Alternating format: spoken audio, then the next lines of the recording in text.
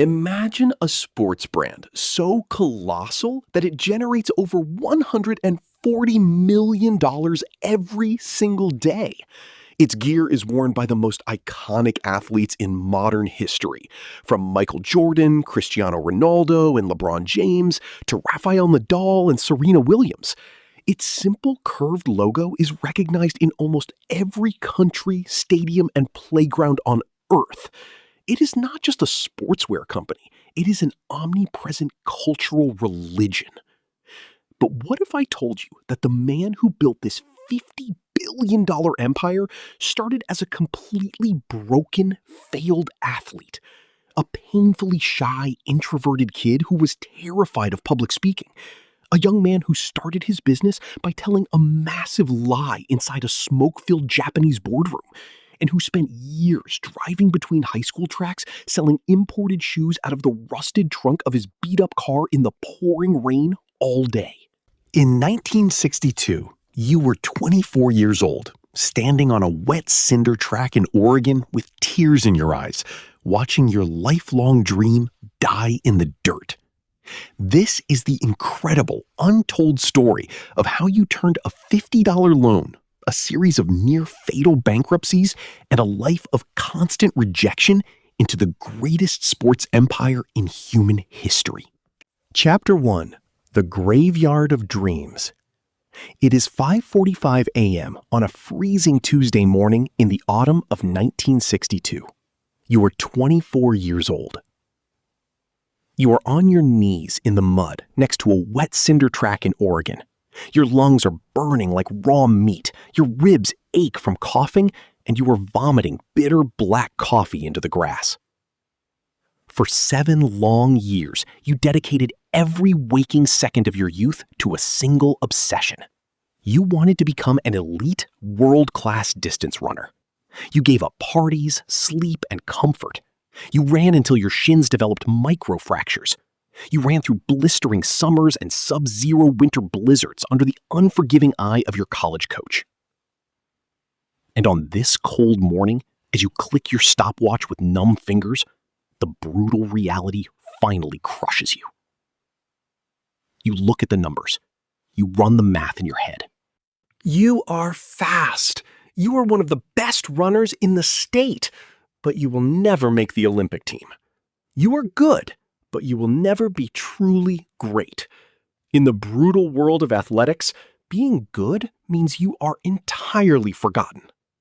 At 24, your athletic career is officially dead. You walk back to your parents' house in Portland, head hung low. You go down into the cold, damp basement, collapse onto your twin mattress, and stare at the exposed wooden ceiling. The silence is deafening. All around you, your college friends are moving forward. They are getting safe corporate jobs at banks and insurance firms. They are buying suburban houses, leasing shiny sedans, and climbing the safe ladder of middle-class America. You had just finished your master's degree at Stanford. On paper, you were educated. In reality, you had $0 in your bank account, no career prospects, and an excruciating void in your chest. You refused to accept a safe, boring existence behind an office cubicle. You sat up in the dark, looked at your mud-caked running shoes, and made a quiet vow. If you couldn't be the champion on the podium, you would be the man who armed the champions. Chapter 2: The $50 Bluff in Kobe. During your MBA at Stanford, you had written a detailed research paper on the business of running shoes. In your research, you noticed a massive structural shift in global trade. In the 1950s, the American camera industry was completely dominated by expensive German brands like Leica. But within a decade, innovative Japanese companies like Nikon and Canon disrupted the entire market by producing lighter, cheaper, and superior cameras. You looked at the American athletic footwear market and realized the exact same opportunity existed. In 1962, American athletic footwear was an impenetrable monopoly controlled by 2 German giants, Adidas and Puma. Their shoes were stiff, heavy, and brutally expensive. You believed that if someone imported lightweight, high-quality running shoes from Japan, they could undercut the German giants and ignite a revolution. Everyone in your life told you that you were crazy. Your father, a conservative newspaper publisher, called sports a childish pastime and demanded you get a real accounting job. You refused to quit. You stood in your father's study and begged him for a loan. He reluctantly handed you $50. With that $50 loan and your life savings, you packed a single suitcase and booked a flight across the Pacific to Kobe, Japan, a country still actively rebuilding from the devastation of World War II. You spoke zero Japanese and had zero business experience. Yet through sheer stubbornness, you secured an introductory meeting at the headquarters of Onitsuka, the Japanese company manufacturing high-performance running shoes under the brand name Tiger. You walked into the Onitsuka boardroom. The room was thick with cigarette smoke. 4 senior Japanese executives in dark suits sat across the table, staring at you in stone-faced silence. Your palms were sweating so badly the papers were slipping from your hands.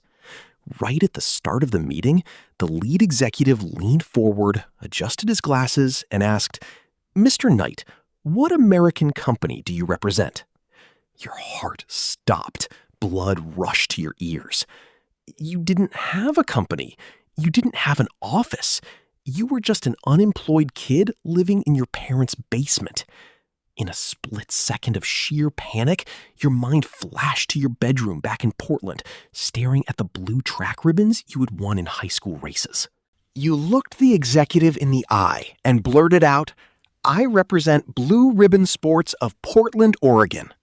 The lie hung in the air. The executive smiled politely and nodded. They liked the name. It sounded prestigious. You took a deep breath and pitched your Stanford research paper line by line with intense conviction. By the end of the meeting, the executives were so impressed that they agreed to make Blue Ribbon Sports their exclusive distributor for the Western United States and promised to manufacture 12 custom sample pairs for you. You walked out onto the streets of Kobe trembling with adrenaline. You had just bluffed your way into an international distribution deal for a company that existed only in your imagination. Chapter 3: The Mad Scientist in the Garage. You returned to Oregon on top of the world. You wired $50 for the samples and waited. 1 month passed, then 4 months, then 8 months. No shoes arrived. Your father looked at you with quiet disappointment, convinced you had been scammed by overseas con artists. To survive, you took a grueling entry-level accounting job, crunching numbers under buzzing fluorescent lights from 8 a.m. to 6 p.m. Nearly a full year after your trip to Japan, a battered cardboard box arrived on your front porch with Japanese customs stamps. 12 pairs of Tiger running shoes. You didn't put them on a shelf. You immediately drove to the house of your former college track coach, Bill Bowerman. Bill Bowerman was an American track legend and a mad scientist when it came to footwear. He was fanatically obsessed with shoe weight. Bowerman calculated that adding just 1 single ounce of extra weight to a runner's shoe was equivalent to forcing that athlete to lift an additional 2,112 pounds of dead weight over a single mile. Bowerman used to sneak into his runners' lockers while they were in the shower, steal their shoes, take them to his backyard workshop, hack them apart with pliers, and glue fish skin, deer hide, or sponge rubber to the soles just to shave off grams. Bowerman picked up the Tiger sample, flexed the sole, weighed it on his postal scale, and looked up at you with sharp, piercing eyes. "These are better than anything the Germans are making. I want in. 50-50 partnership." You shook hands right there in his workshop. You pooled your savings, wrote to Japan, and placed your first real order. 300 pairs of Tiger shoes for exactly $1,000. Blue Ribbon Sports was officially in business. The global headquarters was the damp basement of your parents' house. Chapter 4: Selling Out of the Car Trunk. When the 300 pairs of shoes arrived, you tried to sell them the traditional way. You put on a suit and tie, walked into every major sporting goods store in Oregon, and asked them to carry Tiger shoes. The rejection was absolute and humiliating. Every single store owner laughed in your face. They looked at the unfamiliar Japanese branding and told you that American athletes would never wear shoes made in Japan when Adidas was king. You had no money to open a retail storefront or run newspaper advertisements, so you came up with a desperate guerrilla strategy. You loaded all 300 shoeboxes into the rusted trunk of your faded green Plymouth Valiant. Every weekend, whenever there was a high school track meet, a college invitational, or a road race, you drove there, popped open your trunk in the pouring rain, and stood by the asphalt in your navy sweater and dark jeans. You didn't sell like a salesman, you sold like an athlete. You knew their pain because you had lived it. You handed runners the lightweight Tiger shoes and said, "Feel how light this is. Try them for one lap. If your feet hurt, I'll take them back." The reaction was explosive. Runners loved the shoes. In just 60 days, your entire car trunk was completely empty. All 300 pairs were gone. You immediately wired your earnings to Japan and ordered 900 more pairs, then 2,000 pairs. Your business was booming, but behind the scenes, you were entering a terrifying financial trap. Chapter 5: The Cash Flow Nightmare. Most people think rapid growth solves business problems. They don't understand the brutal reality. Growth consumes cash. Because the Onitsuka factory in Japan required 100% upfront payment before manufacturing each shipment, every single dollar Blue Ribbon earned was instantly trapped in inventory across the Pacific. To double your orders from hundreds to thousands, you had to reinvest all your profits and take massive bank loans. Your cash flow was perpetually negative. Every month was a high-wire act over bankruptcy. You were doubling sales every year, but your bank account constantly hovered around $60. Your commercial loan officer treated you like a reckless gambler, constantly threatening to cut off your credit line. To keep the lights on and ensure your employees were paid, you worked 80 hours a week as a certified public accountant at PricewaterhouseCoopers by day, funneling every dime of your salary into the business.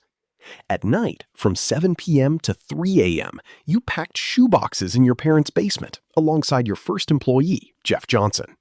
Meanwhile, Coach Bowerman was experimenting in his garage. He realized American runners were heavier and needed more heel cushioning than Japanese runners. Bowerman hacked apart several Tiger shoes, glued a thick layer of sponge rubber into the midsole, and designed a brand new distance shoe tailored for Americans, the Cortez. When the Cortez launched, it became an overnight national sensation. By 1971, Blue Ribbon's annual sales hit $1.3 million. You finally quit your accounting job to lead the company full-time. And right at that moment of triumph, the Japanese factory decided to stab you in the back. Chapter 6: The Ultimatum and the $35 Logo. Seeing Blue Ribbon's explosive numbers, the senior executives at Onitsuka grew greedy. They wanted 100% of the American profits for themselves.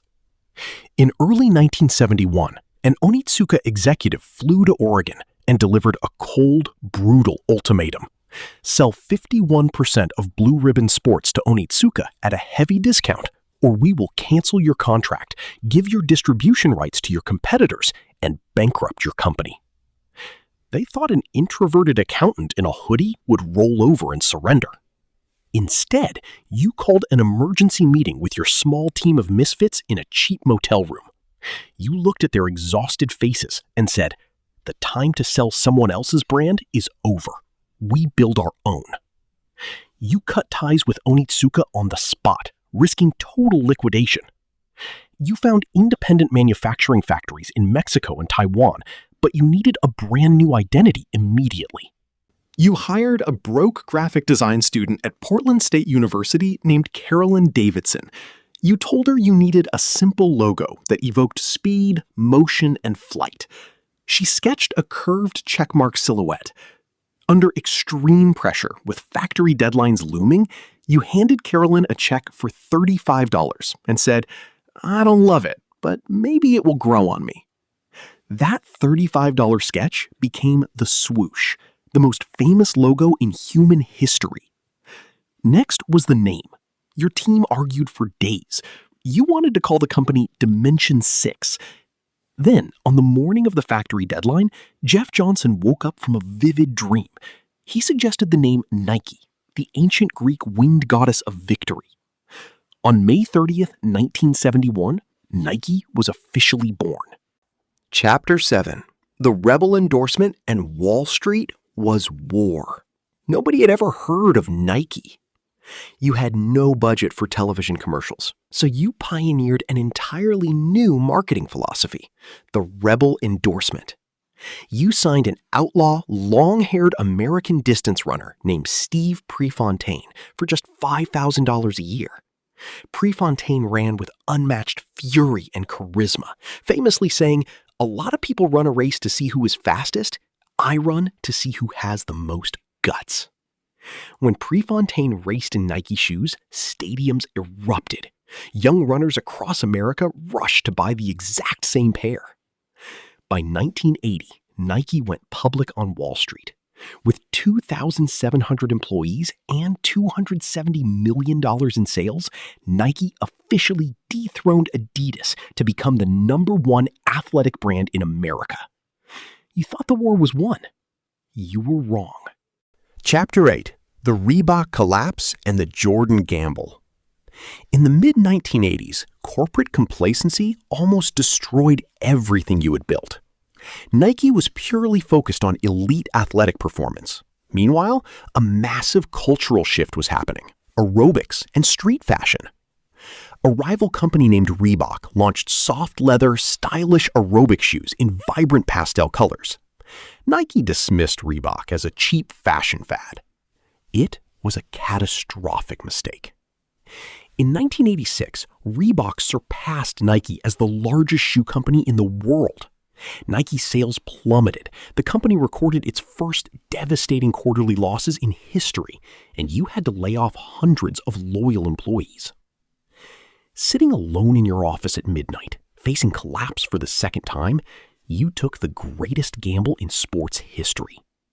You placed your entire company's future on a 21-year-old college basketball rookie who hadn't played a single second in the NBA, Michael Jordan. Jordan didn't even want to sign with Nike. He loved Adidas. You flew Jordan and his parents to Oregon and offered him an unprecedented deal: $500,000 a year, royalty cuts on every shoe sold, and his own signature shoe line, the Air Jordan 1. When Jordan wore the bold black and red sneakers in preseason games, the NBA banned the shoes for violating uniform rules, threatening a $5,000 fine per game. Instead of backing down, you told Jordan to wear them every night and agreed to pay every single fine. You launched an iconic ad campaign with a simple message: the NBA threw them out of the game. Fortunately, the NBA can't stop you from wearing them. Pandemonium erupted. Teenagers lined up around city blocks in the freezing cold. You projected $3 million in first-year sales. You sold $126 million. You crushed Reebok, created global sneaker culture, and reclaimed the crown forever. Chapter 9. The Reveal. Today, that company generates over $50 billion every single year, standing as the undisputed king of world sports. That $35 sketch, drawn by a college student, became the most recognizable symbol on Earth: the swoosh. That fake company name blurted out in a Japanese boardroom became Blue Ribbon Sports. And that terrified 24-year-old failed athlete, standing on a muddy track in the Oregon rain, vomiting from exhaustion, selling shoes out of the rusted trunk of a green Plymouth Valiant, was Phil Knight. Phil spent 50 brutal years on the entrepreneurial battlefield. He survived crooked manufacturers, near-fatal bank debt, hostile competitors, and devastating losses. Through it all, he lived by a single rule from his memoir, Shoe Dog. Let everyone call your idea crazy. Just keep going. Don't stop. Don't even think about stopping until you get there. And don't give much thought to where there is. When life knocks you down, when everyone laughs at your dreams, and when the world tells you that it's impossible, just do it.